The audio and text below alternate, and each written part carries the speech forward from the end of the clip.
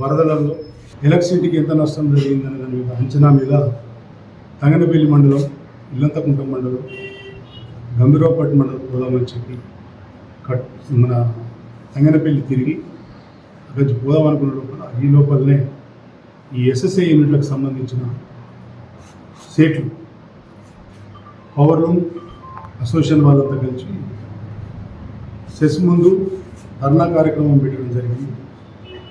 ఇది అన్యాయం. ఎందుకంటే వాళ్ళ గతంలోనే చెప్పాము,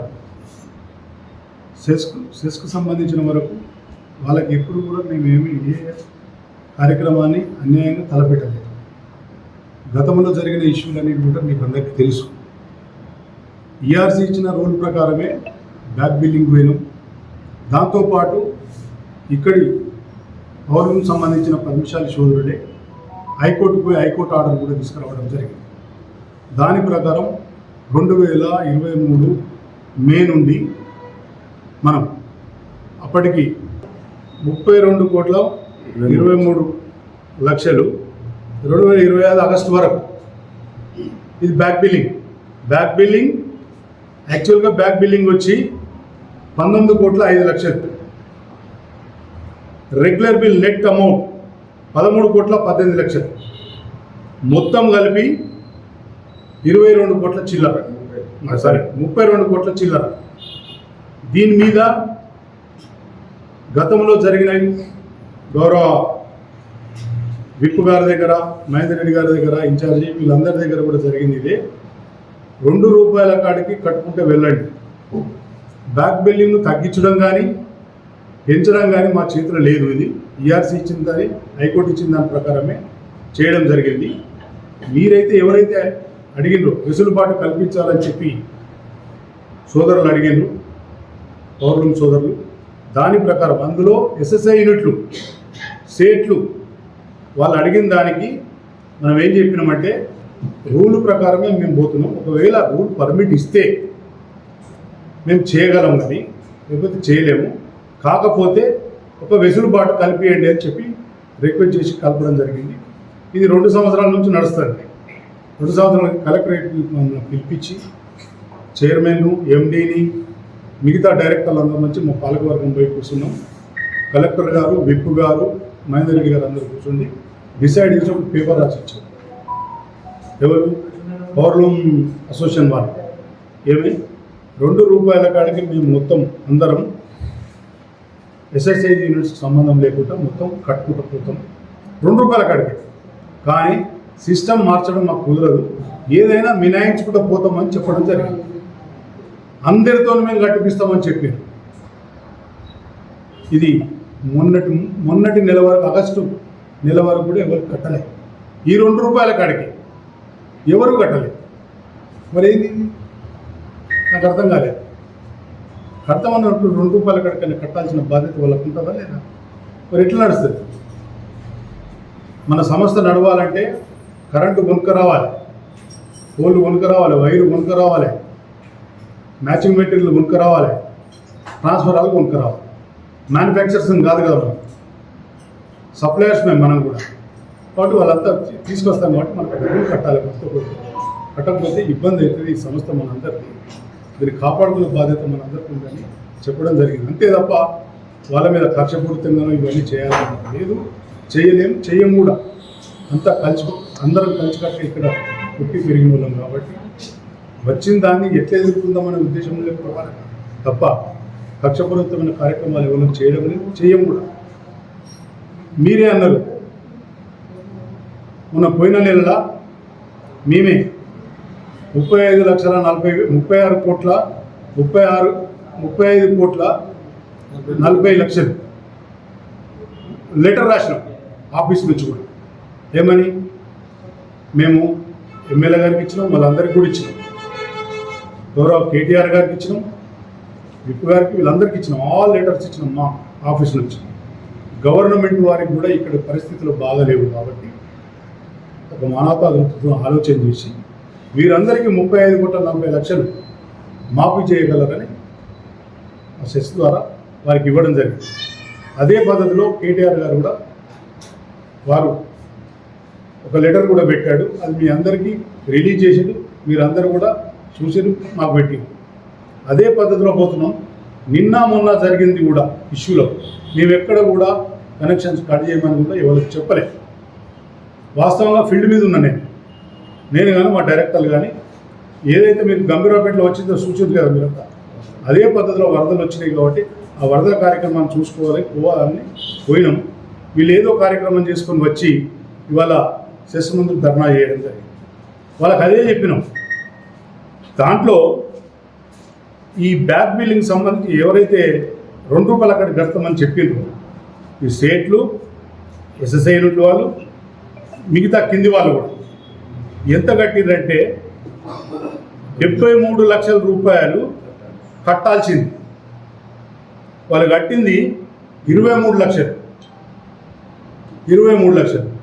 ఇంకా కట్టాల్సింది 49,15,000 ఆగస్టు నెల వరకే. ప్రతి నెల 73 లక్షల రూపాయలు కట్టాల్సి ఉంటుంది. ఏది ₹2 వరకు. మరి మీరు 73 లక్షలు కట్టేది ఉండి మీరే మాటిచ్చి మీరే పోతిరి, మరి మీరు కట్టింది ఏంది? 23 లక్షలు కట్టి మమ్మల్ని ఏం చేయమంటారు చెప్పండి?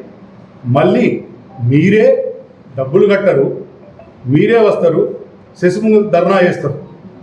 ఇది ఎంతవరకు సమంజసమో ఆలోచన చేయండి దయచేసి. ఎందుకంటే ఈ సంస్థ ఎవరో ఒక చైర్మనో ఎండో డైరెక్టర్లో కాదు, సెస్ పరిధిలో ఉన్న వినియోగదారులు అందరిది. కాబట్టి మీరు అందరూ ఆలోచన చేసుకోవాల్సిన అవసరం ఉంది. దయచేసి సెస్కు రావాల్సిన బకాయిలు విపరీతంగా ఉన్నాయి. సబ్సిడీ కూడా అప్పటి నుంచి ఇప్పటి వరకు కూడా రాలేదు. 100 కోట్ల పై చిలుకు ఉంది ఈ ₹2 కాడికి సబ్సిడీ గవర్నమెంట్ నుంచి రావాల్సింది, అది రాలేదు. మీరు కట్టరు, మరి ఎట్లా రన్ అయ్యేది ఇన్స్టిట్యూషన్? ఆలోచన చేసుకోండి ప్లీజ్. ఎందుకంటే మీకు మీ అందరితో కలిసి ఉండేటోళ్ళం, మేము కూడా ఇక్కడ వాళ్ళవి. ఎక్కడి నుంచో వచ్చి ఇక్కడ మేము డైరెక్టర్లమై, చైర్మన్ అయ్యి, వైస్ చైర్మన్ అయ్యి ఉన్నోళ్ళం కాదు. ఎండీలు కూడా మంచి ఎండీలు వస్తారు.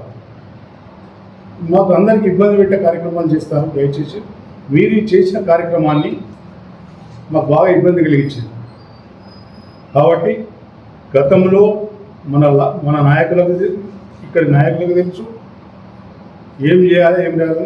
మీరే చెప్తే గవర్నమెంట్ నుంచి రేపు వస్తుంది, ఎల్లుండి వస్తుంది, ఈ నెలలో వస్తుంది, 6 నెలలు వస్తుంది అని చెప్పి ఇందాక కూడా నేను వచ్చినాక కూడా లోపలికి పోనిచ్చే పరిస్థితి లేకుండా మీరు అంతా పెద్ద పెద్ద సీట్లు ధర్నాలో కూర్చున్నారు, గేట్ కట్టం. ఇది మీకు ఏమైనా న్యాయమా? ఆలోచన చేయండి ప్లీజ్ దయచేసి. నేను ఒకటే మిమ్మల్ని కోరుకునేది, ₹2 కాడికి ఎంతమంది అయితే ఉన్నారో 73 పార్ట్ పేమెంట్ దాదాపు 49 లక్షల చిల్లర, అది కట్టిపియండి. అది మీ అందరి బాధ్యత. ఎక్కడ కూడా మా సిబ్బంది కూడా ఇన్స్ట్రక్షన్ ఇవ్వడం జరుగుతుంది. ఎక్కడ కూడా కట్ చేయమని చెప్తాం. కట్ చేయమని కూడా మేము ఎప్పుడు చెప్పలేదు ఎవరికి. యాజ్ పర్ రూల్ ప్రకారం వాళ్ళు పోతున్నారు అంతే తప్ప వాళ్ళు కూడా చేయాలనే ఉద్దేశం వాళ్ళకి లేదు, చేయకుండా. పరిశ్రమను కాపాడుకోవాలని మాకు కూడా ఉన్నది, మీకు కూడా ఉన్నది. కానీ దాంతోపాటు మీరందరూ కూడా ఆలోచన చేయాల్సిందే.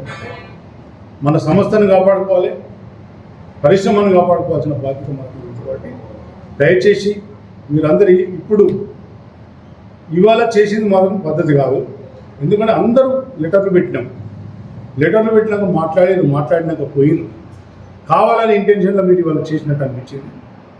ఇట్లాంటి పద్ధతులు మళ్ళీ కొనసాగకుండా చూసుకోవాల్సిన బాధ్యత మీపై ఉంది. ఎందుకంటే మాకున్న పేమెంట్ ప్రకారం మాకు ఇవ్వాల్సిన బాధ్యత మీ పైన ఉంది. కాబట్టి కాల్చుకున్న కరెంట్కే డబ్బులు అడిగినాం తప్ప ఎక్స్ట్రా బ్యాక్ బిల్లింగ్ కూడా పక్కకు పెట్టేసినాం. బ్యాక్ బిల్లింగ్ మిమ్మల్ని ఎప్పుడు కూడా అడగలేదు. రెగ్యులర్ బిల్లో కూడా 13,18,00,000 ఉంది. దీన్ని అంత కలిపి ప్రభుత్వానికి విన్నవించుకున్నాం అందరం. గౌరవ కేటీఆర్ గారు ఇచ్చారు, మహేందర్ రెడ్డి గారు ఇచ్చారు, విప్ గారు ఇచ్చారు, అందరూ విన్నవించుకుంటున్నాం. మేము ఎవరం కూడా మీకు వ్యతిరేకంగా ఇవ్వడం లేము.